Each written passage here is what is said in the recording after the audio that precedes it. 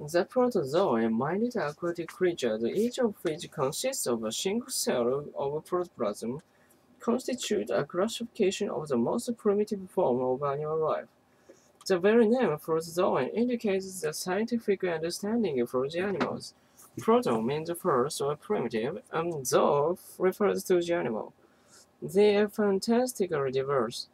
The three major groups may be identified on the basis of the mortality.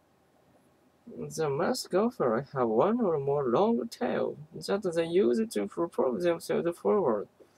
The Seriatta, which use the same basic means for locomotion as the musk gopher, have a larger number of short tails. The Sarcodina, which include amoeba, float or roll themselves. In addition to their formal movement, several other features trigger protozoan. For example, at least two nuclei per cell have been identified in the Seriatta.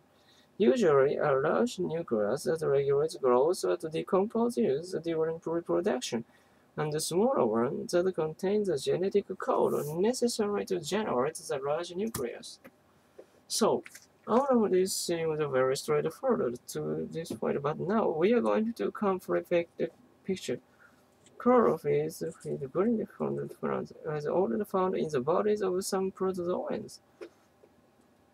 Some that all food or abundant carbon dioxide. Sounds like photosynthesis that the protozoan are animals, right? And plants are the life form that uses photosynthesis. Okay, well, protozoans are not considered plants because, unlike pigment plants to which some proteins are otherwise all identical, they don't live on simple organic compounds. Their cells demonstrate all of the major characteristics of the cells of higher animals, such as eating, breathing, and reproducing. Now, many species of protozoans connected into colonies are physically connected to one another and responding with uniformity to outside stimuli.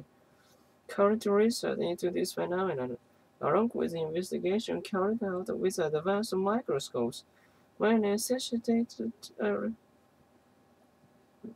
even calling into question the basic premise that they have only one cell. Nevertheless, with the current data available, almost 40,000 species of protozoans have been identified. Now that as technology improves the method of observation, better models of classification of these simple single cells will be proposed.